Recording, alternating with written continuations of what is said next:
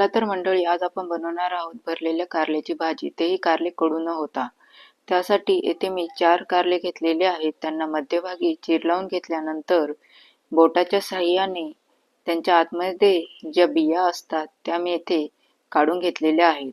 या बिया काढून झाल्यानंतर चाकूच्या साहाय्याने त्यांना परत मध्यभागी एक चीर लावून घेतल्यानंतर गरम पाण्यामध्ये हे सर्व कारले घालून घेऊन त्यामध्ये अर्धा चमचा मीठ घालून घेतलेला आहे।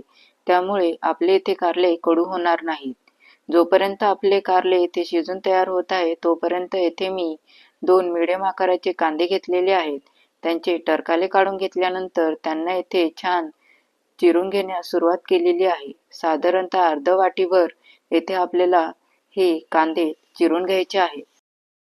लोखंडी तव्यावर येथे मी अर्ध वाटी कांदे घालून घेतलेले आहेत। तसेच छोट्या पळीने येथे 2 वेळा तेलही घालून घेतलेलं आहे।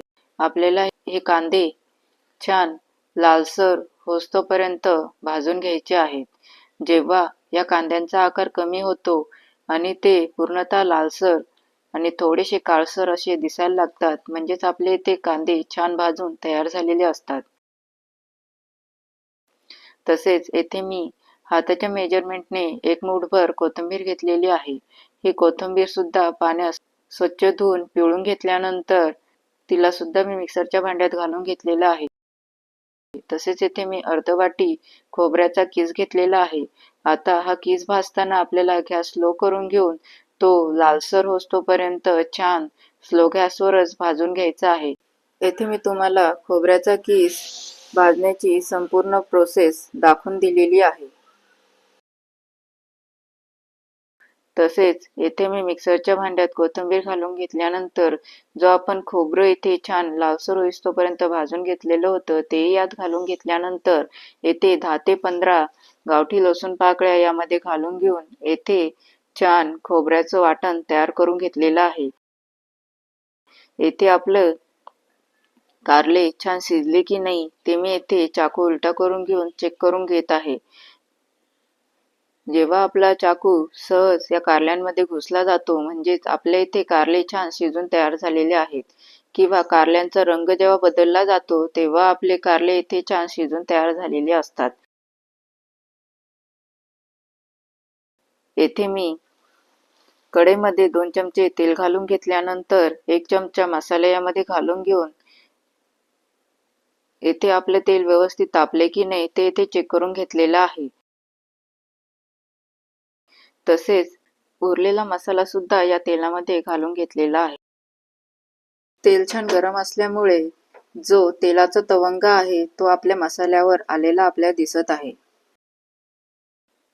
येथे 1 चमचा मिरची पावडर, अर्धा चमचा हळद पावडर आणि 1 चमचा धना पावडर घालून घेतल्यानंतर हे सर्व जिन्नस येथे या वाटणामध्ये छान मिक्स करून घेण्यास सुरुवात केलेली आहे।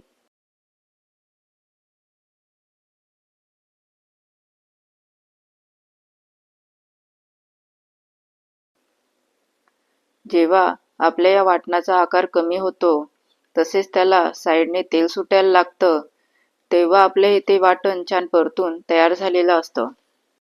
येथे मी पाऊण चमचा मीठ घालून घेतलेलं आहे आणि हे सर्व जिन्नस परत ह्या वाटणामध्ये हे मिक्स करून घेत आहे।